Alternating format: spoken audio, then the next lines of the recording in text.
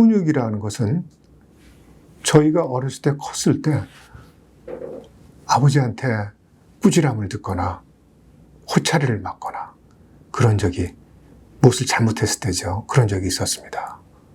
그래서 법적으로도 부모가 자식의 잘못을 가리키기 위해서 상당 범위 내에서 일정한 조치를 취할 수 있게 되어 있습니다.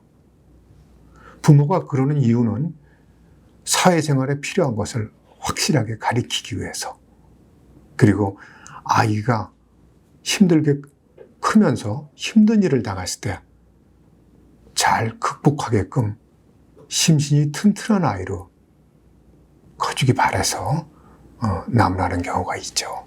또 그리고 부모가 남에게 폐를 끼치지 않는 이상적인 아이를 키우자. 그래서 아기가 잘못했을 때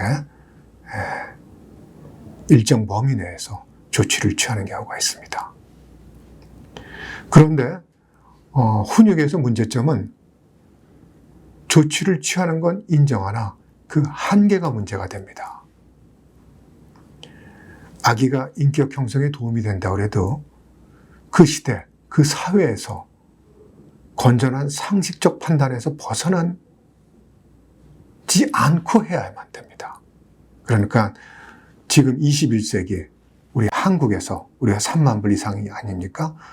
우리 여기에서 이 사회를 이루고 있는 많은 사람들이 그 정도는 괜찮다. 그 범위 내에서 아기를 가리키는 게 좋습니다. 예를 들자면 아기가 잘못했다고 한 끼 정도 식사를 굶기게 하는 건 누구나 다 그럴 수 있죠. 그런데 하루 종일 굶긴다든지, 그리고 아기가 잘못했다고 무릎 꿇고 앉아있는데 30분, 1시간 정도까지는 된다고 해도 6시간, 8시간씩 무릎을 꿇게 한다는 거. 이것은 우리가 생각하는 일방적인 상식에서 벗어난 것을 얘기하죠. 그렇지만 훈육을 위해서 아기를 때릴 수 있다는 의식은 우리 사회에서, 우리 한국 사회에서 뿌리 깊게 존재하고 있습니다. 또한 훈육이라고 행해지는 처벌이 점차 상승해서 학대로 갈 수도 있습니다. 체벌은 아픔과 괴로움을 유발하는 행위를 이용해서 아기의 언동을 지배하는 걸 얘기합니다. 어떤 행위를 하느냐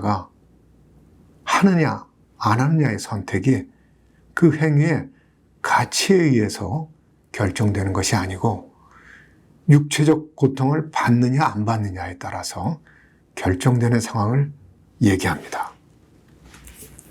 그래서 이런 것들이 체벌입니다. 예를 들어서 말씀드리겠습니다. 말로 섬해를 주의를 줬지만 듣지 않아서 뺨을 때렸다. 이거 체벌입니다. 중요한 물건에 장난을 쳤다고 오랫동안 무릎 꿇고 앉아있게 했다. 친구를 때려서 다치게 했다고 똑같이 때렸다. 숙제를 하지 않았다고 저녁밥을 주지 않았다. 청소를 하지 않았다고 걸레를 얼굴에 던졌다. 이와 같은 것들이 체벌에 해당합니다. 이 체벌을 하는 배경 중에는 아기의 연령과 특성과의 관계가 있습니다. 3세, 4세에서는 알아듣지 못할 것을 요구하면서 못했다고, 그거를 못했다고 꾸지르는 경우가 있겠죠. 그리고 3세하고 6세 먹은 형제를 비교하면서 너는 왜 못하냐, 이런 경우가 있을 수가 있겠습니다. 그리고 또 하나는 보호자의 문제점, 부모가 걱정거리가 있다든지 부담감이 있다든지 고독감이 있다든지 보호자의 경험, 자기가 맞고 컸다는 경험이죠. 그리고 체벌을 긍정하는 사회적 분위기, 이런 것들이 체벌을 하는 백그라운드, 배경이 될 수가 있습니다. 보호자의 경험이라는 것은 다시 말씀드린다면 자기가 아버지한테 얻어맞고 커서 그것을 극복해서 여기까지 왔다. 자기 긍정감을 있어서 아이한테도 그런 경우가 많습니다.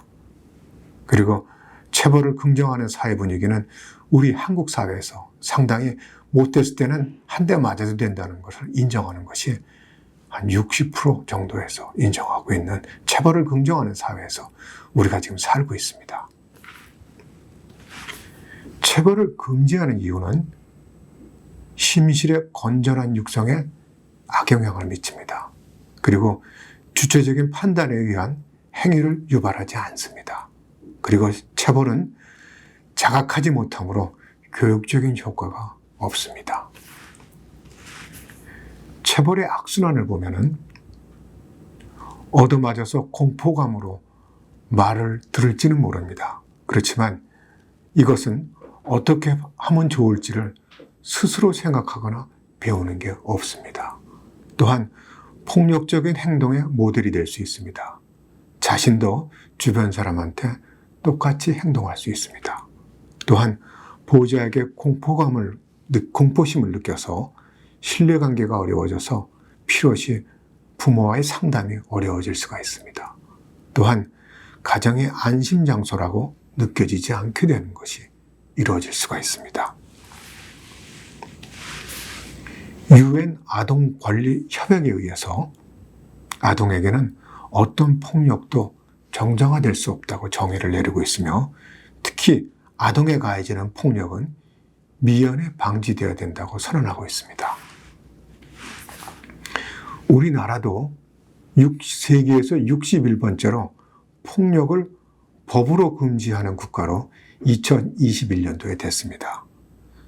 법적인 조항을 알아보면 1958년도에 부모의 권한이 있는 사람이 아이를 보호하고 교육하는데 필요한 징계 조치를 취할 수 있다고 민법 징계 권리 조항이 이루어졌습니다. 이것이 21년 1월에 민법 개정안이 의결이 되어서 부모 권한을 가진 자에 의한 아동에 대한 징계권 조항이 삭제가 됐습니다. 그래서 우리도 이제는 체벌 없는 사회로 나가야만 됩니다. 세계 최초로 체벌 금지를 법제화한 스웨덴에서 보면은 오랜 시간을 거쳐서 사회 전체가 인식을 공유해서 체벌 없는 육아를 추진하도록 노력을 해와서 지금의 성과를 이루고 있습니다. 법률을 바꾸는 것이 목표가 아니고 이것을 바탕으로 각자가 의식하고 사회 전체로 퍼져나가게 계속 노력해야만 됩니다. 부모가 고립되지 않게 아이들이 크기 쉬운 사회가 되게 체벌을 허용하지 않는 사회적 분위기를 조성을 위해서 우리 모두가 노력해야 될 거로 생각됩니다.